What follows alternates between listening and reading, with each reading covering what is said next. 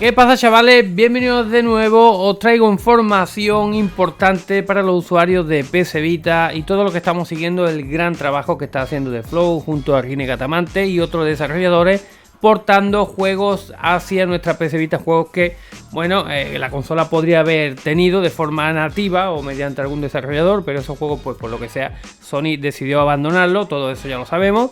Entonces, ¿qué es lo que ha pasado, chavales? Yo creo que esto es preocupante, os voy a decir, porque actualmente estamos esperando una lista de juegos que yo hice hace poco, un listado mostrando juegos que venían en la propia página oficial de Rine Catamante.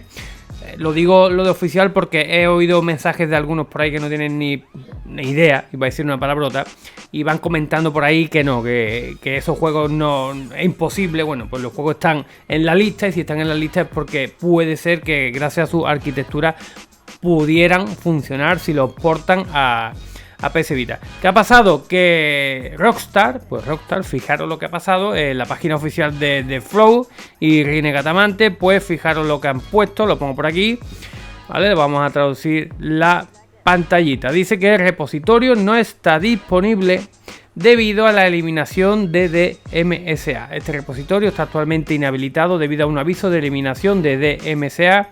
Hemos desactivado el acceso público del repositorio. El aviso se ha publicado públicamente.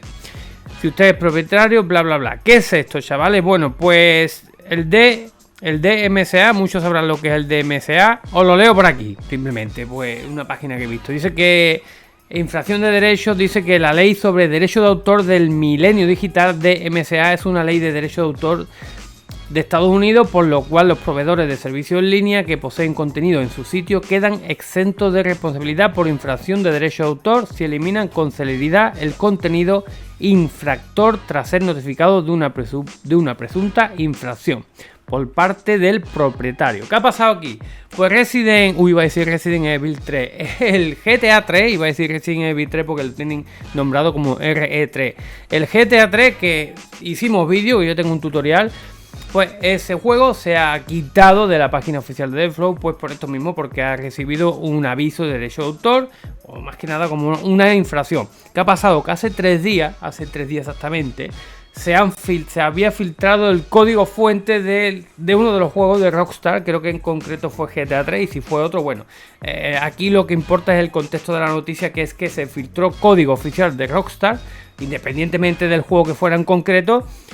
Pues en el momento que eso se ha filtrado, como se filtró por ejemplo el Mario, que sacaron el Mario a 60 FPS, portado el Mario 64 para PS Vita y todas las plataformas, pues al igual que se filtró eso, pues se ha filtrado esto, y Rockstar pues ha metido mano rápidamente, ¿vale? Nintendo todavía está, aparte que Nintendo está atacando a la gente que tiene Nintendo Switch Lite por el tema de los chips, están tardando un poco más, pero esto ha sido en el acto. ¿Qué pasa con esto? Pues daros cuenta que el juego, el GTA 3, fue portado de ordenador, de PC, a PS Vita, ¿vale? Mediante los archivos y demás, como teníamos el tutorial, ustedes lo pueden ver, lo pueden buscar por ahí. Pues ese juego ha sido el que parece ser que ha llamado más la atención. Los juegos que estamos usando actualmente son juegos portados de Android, pero aunque sean de Android, siguen teniendo los derechos de autor de Rockstar, ¿vale? ¿Qué quiere decir esto?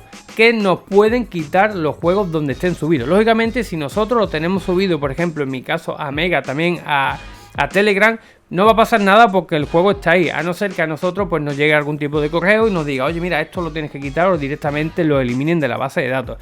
Entonces, el problema está aquí en que los desarrolladores puedan volver a publicar contenido de este tipo.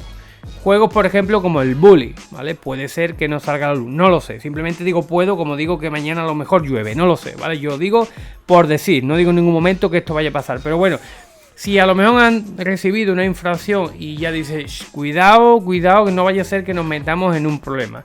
Lógicamente podrían compartirlo por otros medios que no fuera bajo su propio nombre o por otro, o con otro seudónimo, mejor dicho.